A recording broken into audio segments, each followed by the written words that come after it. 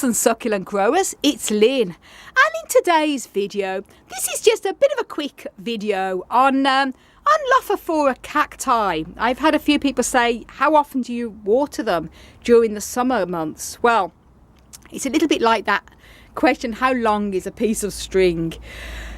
And I wanted to do this video because I've had to do something very different this summer anyway to my normal summers. Even my spring was very different. Normally when people ask me that question, how often do you water Lophophora during the growing season, the spring and summer months? I would always say that I water mine anyway every time the soil has totally dried out in their pots before I water again. And you'll know I have plastic pots, so it's quite easy for me. I give them a good water, as I've just done now, and I will lift them up, and if they feel heavy like this they do now, then I know that does not need any more water, and I wait till they're totally dry and I can lift them up and they're lightweight. You can also poke a little stick very gently underneath the holes as well, or also in the soil to check if it comes out damp.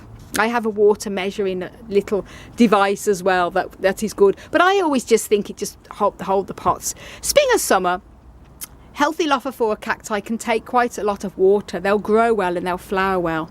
However, this spring and summer has been very different for me. Have I been watering every time the soil has dried out? Well, not this summer, and I'll tell you why. First of all, the start of spring was very cold after a really cold winter. I would normally start watering these up from the late March to certainly by the April time. I'd give them a good water and then wait 2 or 3 weeks when they're totally dry and even start to shrivel a bit before watering again.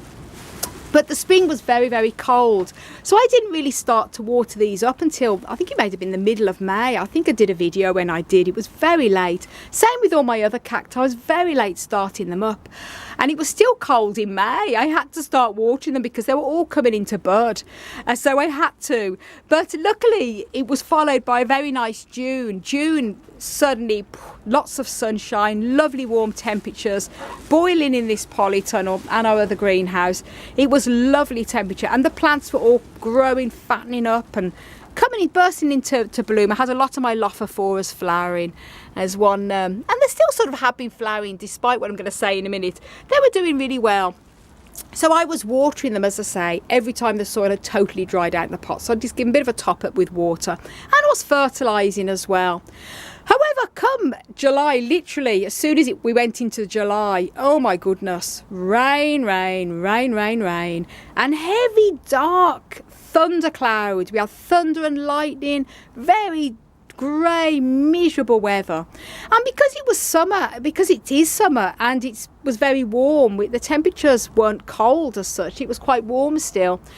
It was so wet and rainy and torrential rain. I'm talking about torrential rain, flooding all outside our yard. The humidity was very high in here, and because of the lack of sun and the thick, dark grey clouds, I withheld watering these the whole of July. I didn't give them a scrap of water. They're cacti and they can cope. And although they were bone dry, I could lift them up, and they were starting to show signs of shrivelling. I thought, I'm not watering them because it's just going to add more humidity in here. But I'm in Ireland, I'm in the north of Ireland, and the same with many people in the UK. A lot of them hold back on watering their cacti during the wet July, and sort of not so brilliant now in August either.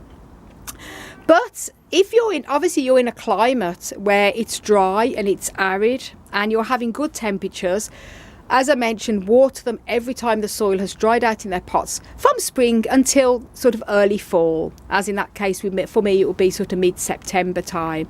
But it's, as I say, one size doesn't fit all when it does come to watering in summer, because it does depend on your weather.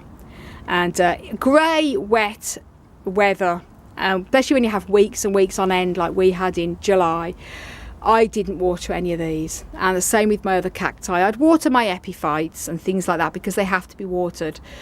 But the rest, including my lofts, I just stopped.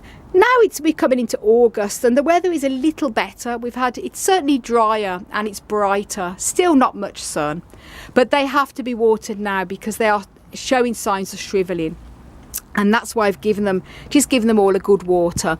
As you can see there, that's Lophophora Cacti, and that's been shriveling, so I've spongy, so I have to water them. And to say the weather has gone brighter now, so it's okay for me to go ahead and water. So the answer to that question, guys, when you say, how often should I water Lophophora cacti in the spring and summer? Well, depending on your climate, if it's dry, if it's sunny, wherever you're living in the world, dry, sunny, hot weather, water every time the soil has totally dried out in their pots. Give them a good water, leave them dry for a couple of weeks, then you'll know if they need watering again, if they're totally bone dry and they start to feel spongy.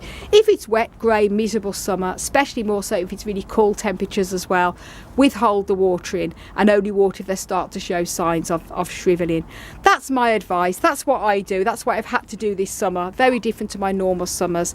Last year we had a heat wave, so when I say I'd water perhaps every couple of weeks in general, it was that hot last summer that I was having to water them literally every day. Like, I'd give them a good water of an evening, and then the following day we'd be really, really hot in here, and then by the end of the evening you'd start to see them shrivel again, and that's Lophophora. So I had to then water them nearly every day. So really one size doesn't fit all. So I just hope that gives you a little bit of information in that video, and hopefully a bit of an idea on how to water yours. Now, I have already just given these a bit of water, but I'm just going to show you how much water I do give my Lophophoras every time I water them. I don't completely drown them, but I don't just give them a little drip either. I've heard some people say, oh, Lophophora need very little water, so you literally just give them a little drip. No, that's not enough. They need to drink. They're plants at the end of the day, but you don't want to leave them sitting in very soggy, wet soil for weeks on end. Certainly any time of year. And I keep these all totally bone dry in the winter time, no water at all. I just only water them during the spring and summer because they like that cool, dry overwintering. Now, I have them all on trays here. I do sprinkle diatomaceae surf. You might see a bit of the white powder on there that I sprinkle on the trays, and that's to prevent any bugs such as root mealybugs from spreading from pot to pot. Hopefully I don't have any root mealybugs on these Lophophoras, but it's always good to use the diatomaceae surf as a bit of prevention. And also when you water these, the water goes onto the tray. Within an hour or two, the tray's bone dry again, because the cacti, the lofts, they drink the water up from the trays, any that drips out the pots. If there's any water still hanging around in the trays after a couple of hours, I'd then get dry tissue paper, and then I would absorbent tissue paper, just push it around, and it would suck up any of the excess water in the black trays. Or I take them all off and just dry them up with the towels and put them back on again. Don't ever really have to do that, because they literally do drink up water pretty fast. This is the amount of water I would give them. I'll just show you here. I always like to give them a bit of overhead watering to clear any dust off as well, like that. And I make sure I give them a really good, at least that, as you can see, a good watering. And then any water that comes onto the trays there, they'll drink that up. If not, I remove it after a couple of hours, because Lophophoras have tap roots and they don't want to be sitting in. There's a difference between damp, wet soil when you've just watered them and soggy soil. So you want to give them a good water, but obviously make sure any excess water hanging around trays, or it's the same with the pots as well. If you've got them in saucers, you don't want any wet water hanging around in there for too long. Make sure you empty any water out after a couple of hours. And what's the summer been like where you're living, guys? Do let me know in the comments down below. I know in southern Europe it's been very, very hot. Here in Ireland and the UK it's been a washout. It really has. As I say, a nice June, but that was it. But hopefully we should have an Indian summer, and the sun is starting to come back. It's certainly been much better the past few days here. Now we're into August, and fingers crossed we should get the return of the nice good weather hopefully soon, before the winter kicks in.